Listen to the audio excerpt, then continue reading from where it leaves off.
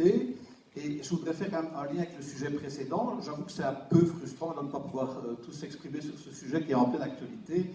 Et c'est sûr que la lutte contre le réchauffement climatique demande des politiques transversales, notamment en matière de mobilité, d'énergie, de déchets, d'alimentation et plein d'autres domaines. Donc je fais quand même le lien avec ça pour dire que nous pensons qu'il faut une stratégie cohérente de mobilité à tous les niveaux de pouvoir. Certainement au plan européen, l'Europe pourrait aussi réfléchir en termes d'équipement, de grandes infrastructures, au niveau belge, au niveau régional et au niveau communal, voire supra-communal. Donc nous plaidons pour qu'il y ait vraiment une réflexion sur des stratégies cohérentes en matière de mobilité, qui inclut effectivement l'intermodalité, effectivement pas opposé train et bus, mais ça doit être absolument complémentaire. Donc on est par exemple pour avoir un ticket unique ou un système mieux coordonné qu'il ne l'est aujourd'hui pour pouvoir passer d'un mode de transport en commun à l'autre. Donc certainement favoriser les transports en commun et investir dans les transports en commun. Alors on peut le décliner au fédéral SNCB, on peut le décliner au niveau de la Wallonie. Alors pour la SNCB,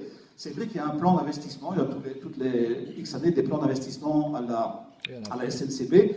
Il serait urgent de finaliser le RER, par exemple. Je crois que ça ferait quand même beaucoup en matière de décongestion. Et j'ai lu qu'au mieux, ça pourrait peut-être être terminé en 2031. Bon, c'est toujours ça, mais il faut certainement investir. Nous voulons investir 5 milliards sur 5 ans au niveau de la SNCB, alors que et aussi investir dans les moyens humains, parce que ce qui s'est passé, ce sont des économies sur les budgets de fonctionnement et sur le personnel de la SNCB. Il est urgent d'embaucher à la SNCB et de remplir la pyramide des âges pour avoir des travailleurs et faire rouler les trains, si possible, les faire rouler à l'heure. Donc, investir, favoriser le transport en commun.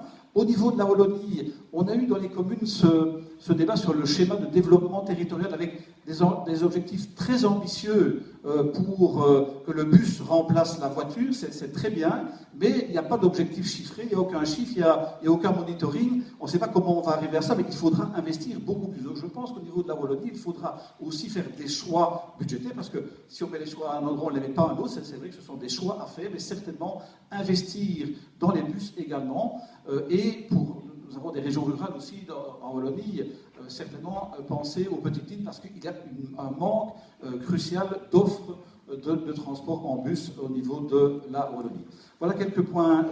Plan de transport entreprise. Oui, nous sommes favorables à travailler dans ce domaine-là. Les rencontrer.